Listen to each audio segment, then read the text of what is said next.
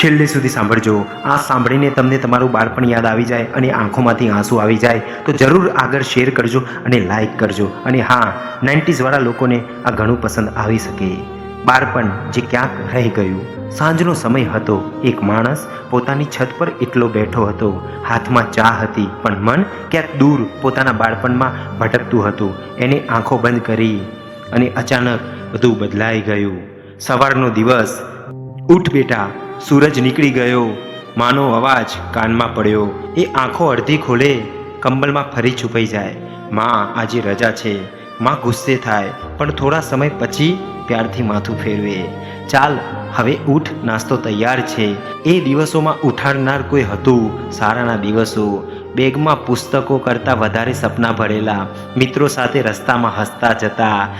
ક્યારેક મોડું થઈ જાય અને ગેટ બંધ થઈ જાય, પછી દિવાલ કૂદીને અંદર જતા અને એક ક્લાસમાં ઊભા રહીને સજા, પણ એ સજામાં પણ મજા હતી। રિસેસ પડે એટલે ડબ્બા ખોલવાના, પોતાનું ઓછું ખાવું, બીજાનું વધારે ખાવું। એ દિવસોમાં મિત્રો સાચા હતા। ગલી અને રમતો। સાંજ પડે એટલે એક અવાજ ગૂંજતો, ચાલો રમવા। એક નાનો બોલ, એક તૂટેલું બેટ, પણ ખુશી દુનિયાથી મોટી। આઉટ નથી, ફરી બોલ નાખ। છક્કો હતો, તું ખોટું બોલે છે। એ નાનો ઝઘડો, પણ 5 મિનિટ પછી ફરી એ જ થઈ જવું। માટીથી ગંદા થઈ જવું, પણ દિલથી ખુશ। એ દિવસોમાં સમય રોકાઈ ગયો હતો। વરસાદના દિવસો। વરસાદ પડે, પાણીમાં છપછપાટ, કાદવમાં ફસલાઈ જવું અને પછી હસવું। માં બારીમાંથી બોલાવે, અંદર આવ, બીમાર પડી જશો, પણ કોણ સાંભળે? પછી ભીનો થઈને અંદર જવું। માં ગુસ્સે થાય, પણ પછી ગરમ દૂધ આપતી। એ દિવસોમાં દાંતમાં પણ પ્રેમ હતો। ઘર અને પરિવાર। પપ્પા કામ પરથી આવે અને પૂછે, આજે શું કર્યું? અમે કંઈક બોલી દઈએ, પણ પપ્પા હસે।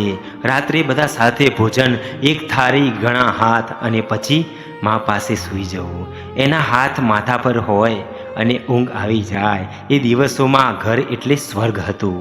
સમય બદલાયો। ધીમે ધીમે એ નાનો છોકરો મોટો થઈ ગયો। શાળા છૂટી ગઈ, મિત્રો છૂટી ગયા, ગલી છૂટી ગઈ, અને પછી ઘર પણ છૂટી ગયું। શહેર, નોકરી, પૈસા, જવાબદારીઓ, બધું મળ્યું, પણ કંઈક ખોવાઈ ગયું। આજનો દિવસ। આજે એ જ માણસ છત પર બેઠો હતો। ન કોઈ રમવા આવ બોલાવે છે, ન કોઈ ઉઠ બેટા કહે છે। મોબાઈલમાં હજારો નંબર છે, પણ વાત કરવા વાળું કોઈ નથી। એને આકાશ તરફ જોયું અને ધીમેથી બોલ્યો, માં એકવાર ફરી ઉઠાવી દો ને। પપ્પા એકવાર ફરી ખભા પર બેસાડી દો ને। મિત્રો એકવાર ફરી બોલાવો ને રમવા। આંખોમાંથી આંસુ વહી રહ્યા હતા। અંતિમ સત્ય એને સમજાયું કે બાળપણમાં જે દિવસો સામાન્ય લાગતા હતા, એ જ જીવનના સૌથી કિંમતી દિવસો હતા।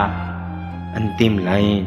બાળપણમાં આપણે મોટા થવાની ઉતાવળ રાખી અને મોટા થઈને બાળપણ શોધતા રહી ગયા।